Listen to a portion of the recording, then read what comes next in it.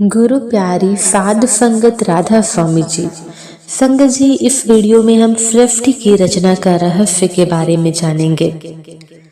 हमें यहाँ इस सृष्टि में क्यों आना पड़ा, यह सवाल हम वापस जाकर उस कुल मालिक से ही पूछ सकते हैं जिसने हमें यहाँ भेजा है। इसका जवाब वही बेहतर जानता है।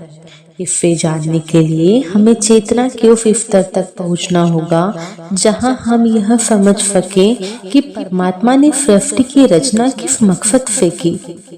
अपनी बुद्धि से हम इसे कभी नहीं समझ सकते क्योंकि बुद्धि की अपनी सीमा है। यह हमें बहुत आगे तक नहीं ले जा सकती। हमारा मन बुद्धि द्वारा सृष्टि की रचना के मकसद को बिल्कुल नहीं समझ सकते। असल में इन सवालों के कोई जवाब नहीं है। मुझे नहीं लगता कि हम सवाल इसलिए पूछते हैं क्योंकि हमें जवाब चाहिए। आमतौर पर हम सवाल इसलिए पूछते हैं ताकि हम अपनी चतुराई दिखा सके कि हम कितना जानते हैं। जब बच्चा सीखना शुरू करता है, बोलने लगता है, नई नई चीजों को देखता है, तो वह आपसे कितने ही सवाल पूछता है। वह जवाब का भी इंतजार नहीं करता। उसे कोई जवाब चाहिए भी नहीं। वह तो केवल अपना धैर्य देखना चाहता है और दिखाना चाहता है कि उसने इन सवालों को पूछना सीख लिया है। उसे आपका जवाब नहीं चाहिए।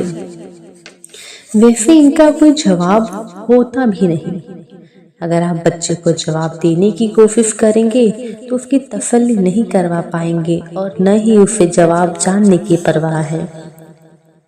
असल में इन सवालों का जवाब देना बड़ी मुश्किल बात है क्योंकि इनका कोई जवाब है ही नहीं। परमात्मा क्यों है, हम यहाँ क्यों हैं, उसने सब पेड़ों का रंग हरा क्यों बनाया, आप क्या जवाब देंगे? सब्जियां रंग बिरंगी क्यों हैं, फूलों में खुशबू क्यों है, आप क्या जवाब देंगे? हालांकि ये सब बहुत जरूरी सवाल है पर इनका कोई जवाब नहीं है। बाकी सब सवाल जिनके बारे में हमने इतनी किताबें लिखी है उनके कोई मायने नहीं रह जाते। किसी भी बुनियादी सवाल का कोई जवाब नहीं दिया जा सकता। हमें अपने अंतर में इतना ऊंचा उठना होगा कि ये सवाल अपने आप ही खत्म हो जाए और परेशान न करे क्योंकि फिर उनका अस्तित्व ही नहीं रहता। ऐसा नहीं है कि उनका जवाब मिल जाता है बल्कि उसकी अहमियत ही नहीं रहती।